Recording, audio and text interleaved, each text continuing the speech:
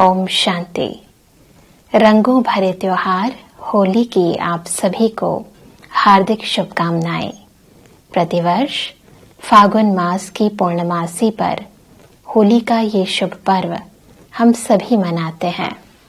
मुख्य तौर पर ये पर्व हम 4 प्रकार से मनाते हैं। पहले हम होलिका दहन करते हैं, फिर हम अगले दिन फाग खेलते हैं, फिर मंगल मिलन मनाते हैं और सायंकाल में श्री कृष्ण जी की झांकियां निकालते हैं। यूं तो इस त्योहार से संबंधित बहुत सी पौराणिक कथाएं प्रचलित हैं, परंतु मुख्य तौर पर माना जाता है कि इस दिन श्री कृष्ण जी ने पूतना नामक राक्षसी का वध किया और तत्पश्चात समस्त गोप गोपियां व ग्वाल बालों ने रास लीला की।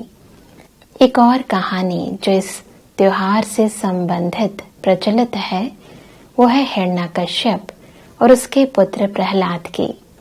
माना जाता है कि हिरण्यकश्यप एक बहुत ही बलशाली राक्षस था जो स्वयं को परमात्मा मानता था।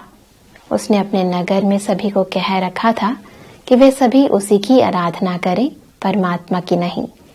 परंतु हिरण्यकश्यप का पुत्र प्रहलाद परमात्मा पिता की भक्ति करता था और हिरण्यकश्यप को परम पिता नहीं मानता था। इसके लिए हिरण्यकश्यप ने अपने पुत्र को कई बार समझाने की कोशिश की।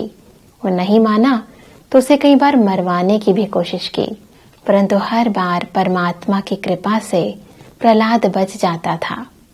और इसीलिए हिरण्यकश्यप ने अपनी ही बहन होलिका को कहा कि वह प्रहलाद को अग्नि में लेकर बैठ जाए ताकि प्रहलाद जलकर मर जाए। हिरण्यकश्यप की बहन होलिका को एक वरदानी चादर मिली हुई थी जिसे ओढ़ने के बाद कोई भी जल नहीं सकता, परंतु यहाँ भी परमात्मा की कृपा से वह चादर प्रहलाद पर आ गई। होलिका जल गई और प्रहलाद बच गया। वैसे भी कहा जाता है कि जाको राखे साइयां मार सके ना कोई, और जिस पर स्वयं परमात्मा की कृपा दृष्टि हो, जो परमात्मा की आराधना करता हो, उसका तो कोई भी बाल बांका कर नहीं सकता। तो वास्तव में ये त्योहार बुराई पर अच्छाई की विजय, नकारात्मकता पर सकारात्मकता की विजय और आसुरियता पर देवत्व की विजय का प्रतीक है। इस त्योहार से संबंधित जितने भी रीति रस्म है, वास्तव में अपने पीछे बहुत से आध्यात्मिक रहस्य लिए हुए हैं। इस त्योहार का प्रारंभ होता है होलिका दहन से, जिसके अंतर्गत बहुत से लोग एकत्रित होते हैं और एक साथ पुरानी लकड़ियां और उपले जलाते हैं, अग्नि के चारों ओर चक्र लगाते हैं और उस अग्नि को पूजते भी हैं। वास्तविकता में जीवन के अंदर यदि हम खुशहाली लाना चाहते हैं तो जरूरत है कि हम अपने पुराने संस्कारों को जलाएं, और पुराने संस्कार कोई स्थूल अग्नि में नहीं अपितु ईश्वरीय याद की अग्नि में स्वाहा होते हैं। इसलिए जरूरत है कि हम सभी अपने मन और बुद्धि को एकाग्रचित्त करके एक परमात्मा को याद करें। होलिका दहन के अंतर्गत लोग नई पकी हुई गेहूं और जौ की बालें भी जलाते हैं, क्योंकि आत्मा एक बीज है। जिस प्रकार भुना हुआ गेहूं यदि धरती में बोया जाए तो उसे पुनः गेहूं पैदा नहीं हो सकता, उसी प्रकार यदि आत्मा ईश्वरीय याद की अग्नि में परिपक्व हो जाती है तो वह आत्मा इस जीवन रूपी कर्म क्षेत्र पर कार्मिक अकाउंट नहीं बनाती, यानी कर्मों के हिसाब किताब में नहीं आती। तो यदि हम पूर्णतः पवित्र बनना चाहते हैं, परिपक्व बनना चाहते हैं, तो उसके लिए जरूरत है कि हम पूर्ण रूप से अपने पुराने संस्कारों को, अपने पुराने स्वभावों को, नकारात्मक वृत्तियों को ईश्वरीय याद की अग्नि में हमेशा के लिए स्वाहा करें। होलिका दहन के अगले दिन सभी लोग फाग खेलते हैं, एक दूसरे पर भिन्न भिन्न प्रकार के रंग लगाते हैं और पिचकारी से खेलते हैं। वास्तव में वो रंग तो 1-2 दिन के लिए रहते हैं और कभी हमें खुशी देते हैं तो कई बार गम भी दे जाते हैं, परंतु परमात्मा कहते हैं कि हमें आवश्यकता है यदि हम सदा सुखी और शांत रहना चाहते हैं, जीवन को खुशहाल करना चाहते हैं, तो हम उन स्थूल रंगों के साथ नहीं, अपितु परमात्मा संग के रंग में रंगे। परमपिता परमात्मा जो सुख, शांति, आनंद, प्रेम, पवित्रता, ज्ञान, गुण, शक्तियों के सागर हैं, उनके ये भिन्न भिन्न प्रकार के रंग यदि हम उनके सानिध्य से स्वयं पर लगाते हैं, उनके संग में स्वयं को रंगते हैं, तो आत्मा सदा काल के लिए इन रंगों से अपने आप को भरपूर कर लेती है और सदाकाल की प्राप्तियों से भरपूर होने के कारण सदा खुश रहती है।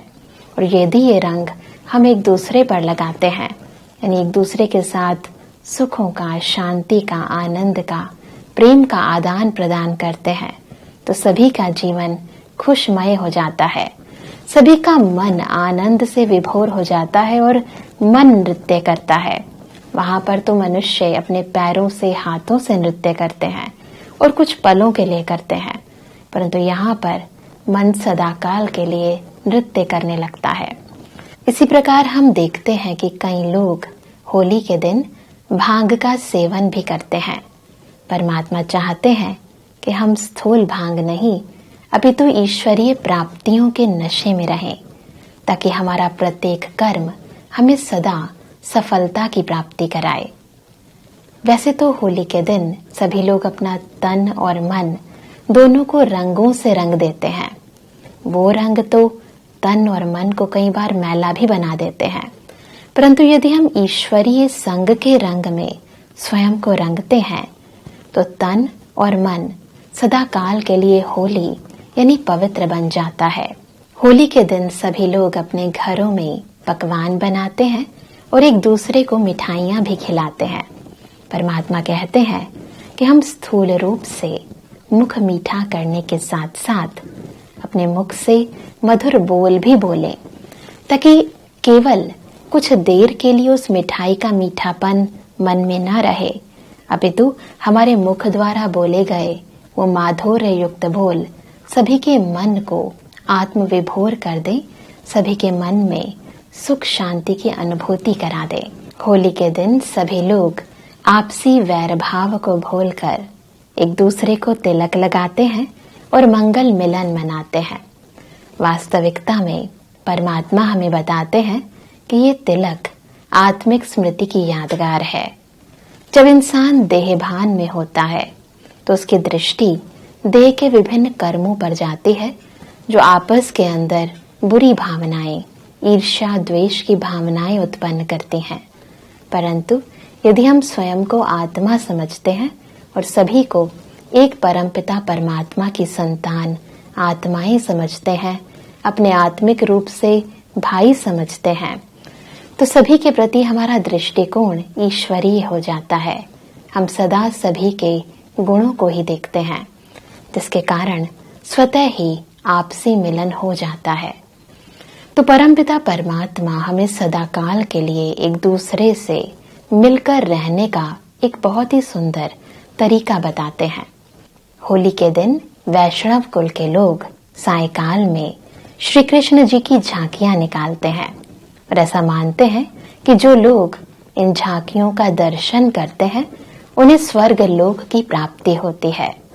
परम पिता परमात्मा चाहते हैं कि हम अपने मन में झांकें और अपने अंदर की आसुरी वृत्तियों को निकालकर उनमें श्री कृष्ण जैसे दैवी गुणों को धारण करें।